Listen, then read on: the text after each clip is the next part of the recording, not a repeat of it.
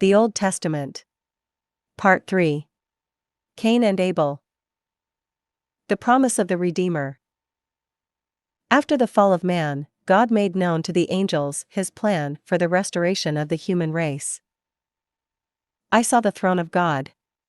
I saw the most holy Trinity and a movement in the divine persons. I saw the 9 choirs of angels and God announcing to them the way by which he would restore the fallen race. I saw the inexpressible joy and jubilation of the angels at the announcement. I saw Adam's glittering rock of precious stones arise before the throne of God, as if borne up by angels. It had steps cut in it, it increased in size, it became a throne, a tower, and it extended on all sides until it embraced all things. I saw the 9 choirs of angels around it, and above the angels in heaven, I saw the image of the Virgin. It was not Mary in time, it was Mary in eternity, Mary in God. The Virgin entered the tower, which opened to receive her, and she appeared to become one with it. Then I saw issuing from the most holy Trinity an apparition which, likewise, went into the tower. Among the angels, I noticed a kind of ostensorium at which all were working. It was in shape like a tower, and on it were all kinds of mysterious carving. Near it on either side stood 2 figures, their joined hands embracing it. At every instant it became larger and more magnificent. I saw something from God passing through the angelic choirs and going into the ostensorium. It was a shining holy thing, and it became more clearly defined the nearer it drew to the ostensorium.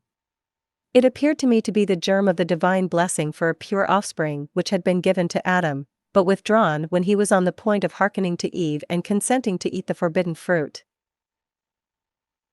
It was the blessing that was again bestowed upon Abraham, withdrawn from Jacob, by Moses deposited in the Ark of the Covenant, and lastly received by Joachim, the father of Mary, in order that Mary might be as pure and stainless in her conception as was Eve upon coming forth from the side of the sleeping Adam. The ostensorium, likewise, went into the tower. I saw too a chalice prepared by the angels. It was of the same shape as that used at the Last Supper, and it also went into the tower. To the right of the tower I saw, as if on the edge of a golden cloud, grapevines and wheat intertwining like the fingers of clasped hands. From them sprang a branch, a whole genealogical tree upon whose boughs were little figures of males and females reaching hands to one another. Its highest blossom was the crib with the child.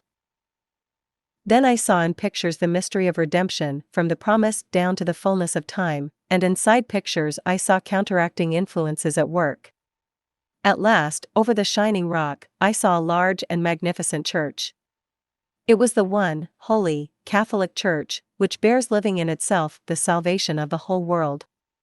The connection of these pictures one with another and their transition from one to another was wonderful. Even what was evil and opposed to the end in view, even what was rejected by the angels as unfit, was made subservient to the development of redemption. And so, I saw the ancient temple rising from below. It was very large and like a church, but it had no tower. It was pushed to one side by the angels, and there it stood slanting. I saw a great mussel shell one make its appearance and try to force its way into the old temple, but it, too, was hurried aside. I saw appear a broad, lopped-off tower, through whose numerous gateways figures like Abraham. At last, I saw a vision on earth such as God had shown to Adam, viz., that a virgin would arise and restore to him the salvation he had forfeited. Adam knew not when it would take place, and I saw his deep sadness, because Eve bore him only sons. But at last she had a daughter. I saw Noah and his sacrifice at the time in which he received from God the blessing. Then I had visions of Abraham, of his blessing, and of the promise of a son Isaac. I saw the blessing descending from firstborn to firstborn, and always transmitted with a sacramental action. I saw Moses on the night of Israel's departure from Egypt, getting possession of the mystery, the holy thing, of which none other knew save Aaron. I saw it afterward in the Ark of the Covenant. Only the high priests and certain saints, by a revelation from God, had any knowledge of it. I saw the transmitting of this mystery through the ancestry of Jesus Christ down to Joachim and Anne, the purest and holiest couple that ever existed, and from whom was born Mary, the spotless Virgin. And then I saw Mary becoming the living ark of God's covenant. Adam and Eve driven from paradise. After some time, I saw Adam and Eve wandering about in great distress. They were no longer beaming with light, and they went about, one here, the other there, as if seeking something they had lost. They were ashamed of each other. Every step they took led them downward, as if the ground gave way beneath their feet. They carried gloom wherever they went, the plants lost their bright colors and turned gray, and the animals fled before them. They sought large leaves and wove them into a cincture for their loins. They always wandered about separate. After they had thus fled for a considerable time, the region of refulgent light whence they had come began to look like the summit of a distant mountain. Among the bushes of a gloomy-looking plain, they hid themselves, but apart. Then a voice from above called them, but they would not obey the call. They were frightened, they fled still further, and hid still deeper among the bushes. It made me sad to see that. But the voice became more imperative, and, in spite of their desire to flee and hide, they were compelled to come forth. The majestic figure shining with light again appeared. Adam and Eve, with bowed head, stepped from their hiding places, but they dared not look upon their Lord. They glanced at each other, and both acknowledged their guilt. And now God pointed out to them a plain still lower than the one on which they stood. On it were bushes and trees. On reaching it, they became humble, and for the first time, rightly understood their miserable condition. I saw them praying when left there alone.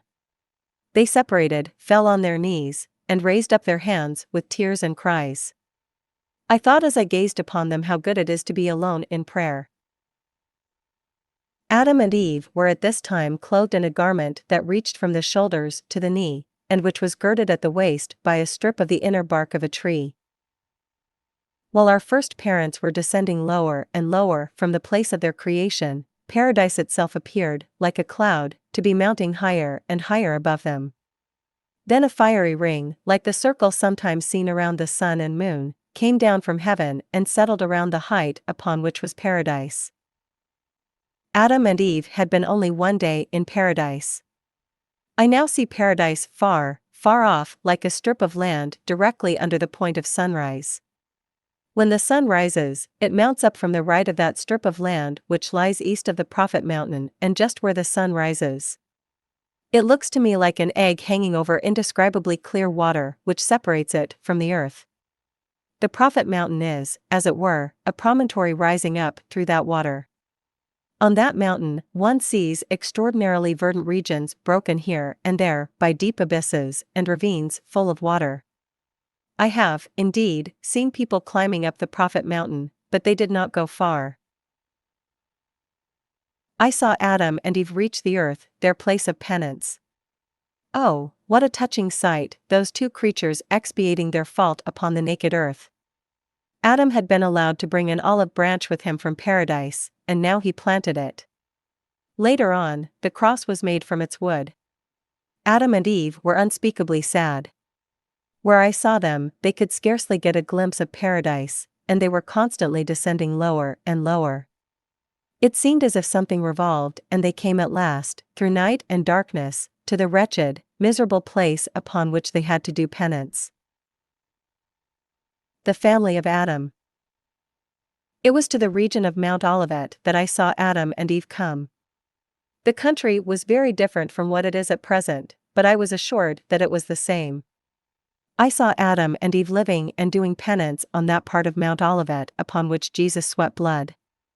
They cultivated the soil. I saw them surrounded by sons. They were in great distress, and they implored God to bestow upon them a daughter, for they had received the promise that the woman's seed should crush the serpent's head. Eve bore children at stated intervals. After each birth a number of years was always devoted to penance. It was after 7 years of penance that Seth, the child of promise, was born of Eve in the grotto of the crib, where, also, an angel announced to Eve that Seth was the seed given her by God in the place of Abel. For a long time Seth was concealed in that grotto, likewise in the cave in which Abraham was afterward suckled, for his brothers like those of Joseph sought his life. Once I saw about 12 people, Adam, Eve, Cain, Abel, 2 sisters, and some young children. All were clothed in skins thrown over their shoulders like a scapular and girded at the waist. The female dress was large and full around the breast where it served as a pocket. It fell down around the limbs, and was fastened at the sides and once under the arm. The men wore shorter dresses, which had a pocket fastened to them. The skins from which their dresses were made were, from the neck to the elbow, exceedingly fine and white. They all looked very noble and beautiful in their clothing. They had huts in those days, partly sunk in the earth and covered with plants.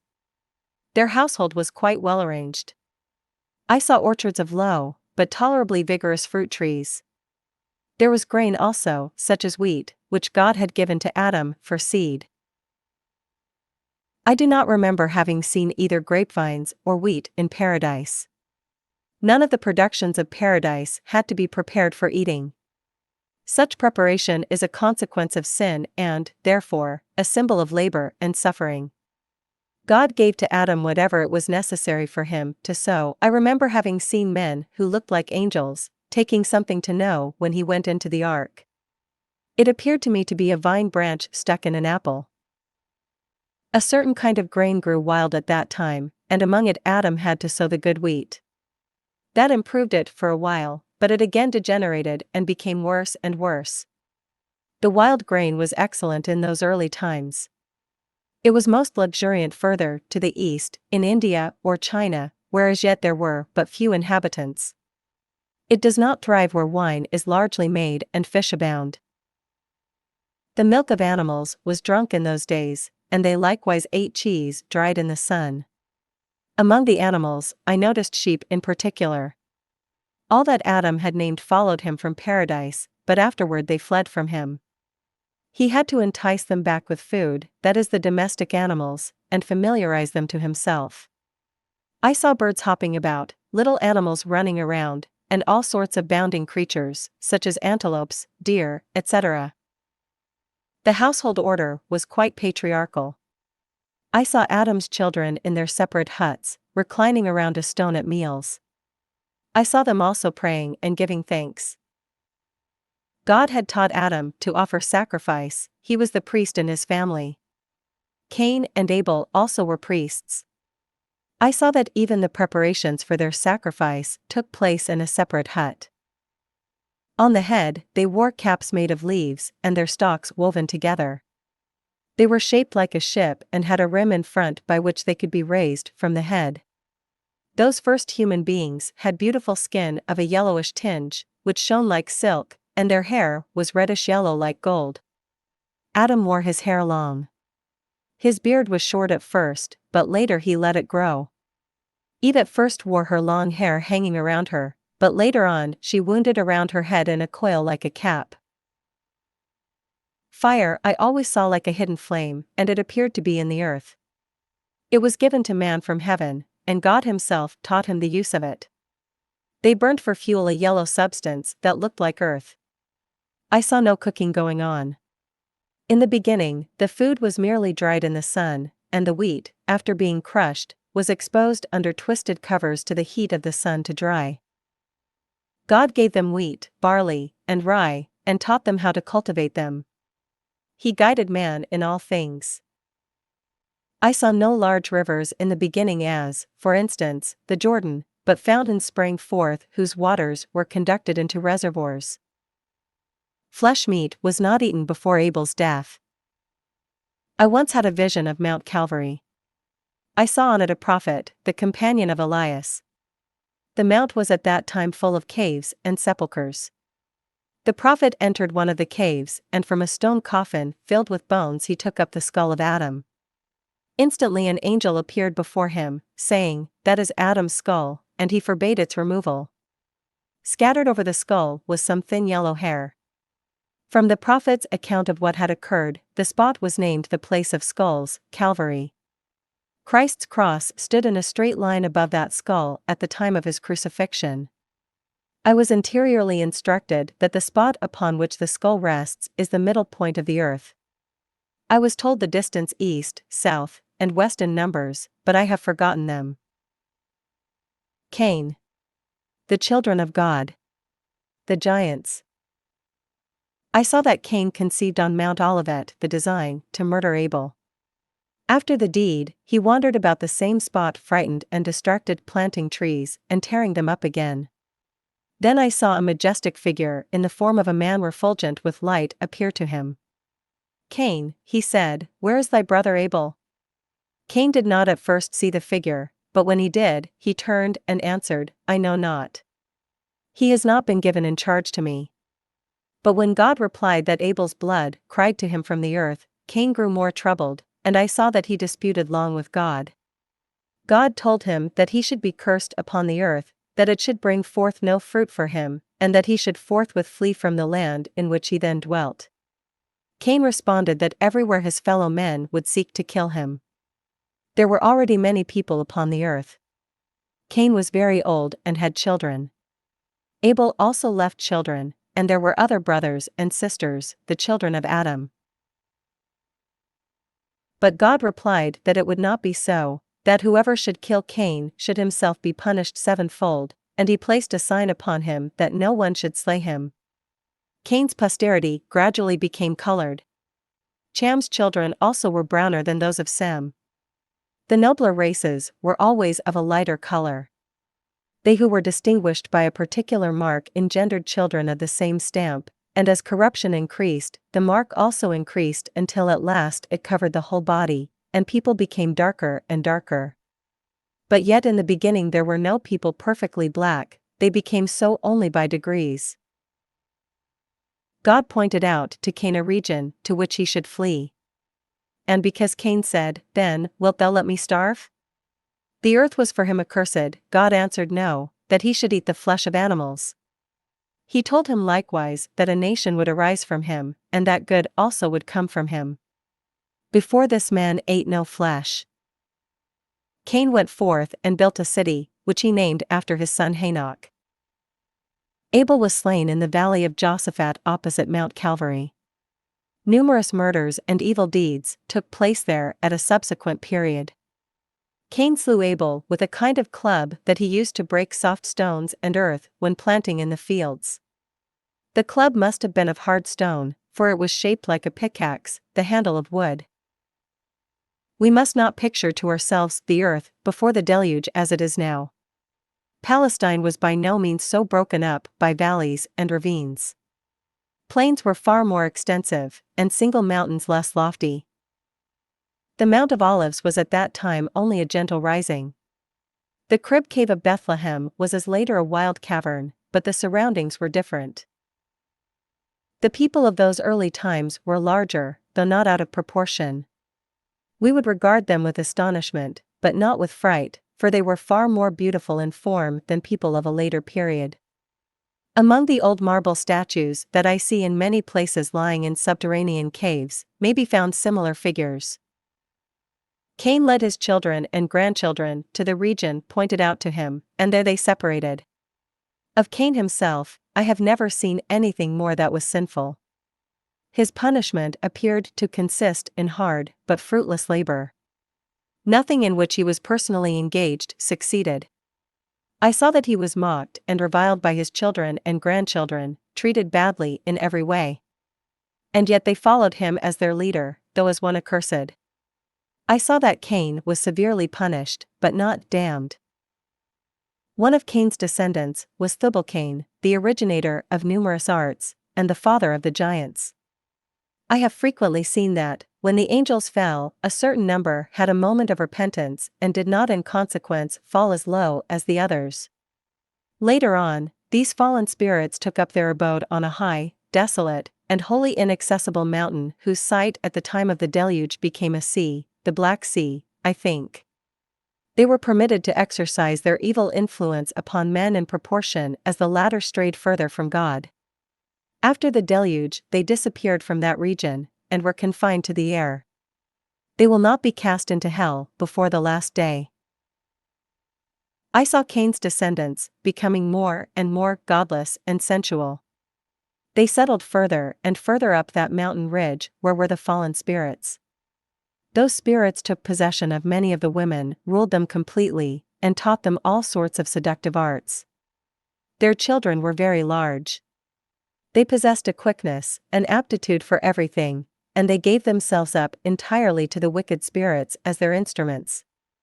And so arose on this mountain and spread far around, a wicked race, which by violence and seduction sought to entangle Seth's posterity likewise in their own corrupt ways. Then God declared to Noah his intention to send the deluge. During the building of the ark, Noah had to suffer terribly from those people. I have seen many things connected with the race of giants. They could with ease carry enormous stones high up the mountain, they could accomplish the most stupendous feats. They could walk straight up trees and walls, just as I have seen others, possessed by the devil, doing. They could effect the most wonderful things, they could do whatever they wished, but all was pure jugglery and delusion due to the agency of the demon. It is for that reason that I have such horror of every species of jugglery and fortune-telling. These people could form all kinds of images out of stone and metal, but of the knowledge of God they had no longer a trace. They sought their gods in the creatures around them. I have seen them scratch up a stone, form it into an extravagant image, and then adore it. They worshipped also a frightful animal and all kinds of ignoble things. They knew all things, they could see all things, they were skilled in the preparing of poisons, they practiced sorcery and every species of wickedness. The women invented music. I saw them going around among the better tribes trying to seduce them to their own abominations. They had no dwelling houses, no cities, but they raised massive round towers of shining stone. Under those towers were little structures leading into great caverns wherein they carried on their horrible wickedness. From the roofs of these structures, the surrounding country could be seen, and by mounting up into the towers and looking through tubes, one could see far into the distance. But it was not like looking through tubes made to bring distant objects into view. The power of the tubes, to which I here allude, was affected by satanic agency. They that looked through them could see where the other tribes were settled. Then they marched against them, overcame them, and lawlessly carried all before them. That same spirit of lawlessness they exercised everywhere. I saw them sacrificing children by burying them alive in the earth. God overthrew that mountain at the time of the deluge. Enoch, Noah's ancestor, opposed that wicked race by his teachings. He wrote much. Enoch was a very good man and one very grateful to God. In many parts of the open fields, he raised altars of stone and there the fruits of the earth flourished. He gave thanks to God and offered sacrifice to him. Chiefly in his family was religion preserved and handed down to Noah. Enoch was taken up to paradise. There he waits at the entrance gate, whence with another he will come again before the last day. Cham's descendants likewise had similar relations with the evil spirits after the deluge, and from such connection sprang so many demoniacs and necromancers, so many mighty ones of the world, so many great, wild, daring men. Semiramis herself was the offspring of demoniacs, consequently she was apt at everything save the working out of her salvation. Later on, there arose another people esteemed as gods by the heathens. The women that first allowed themselves to be ruled by evil spirits were fully conscious of the fact, though others were ignorant of it. These women had it in them like flesh and blood, like original sin.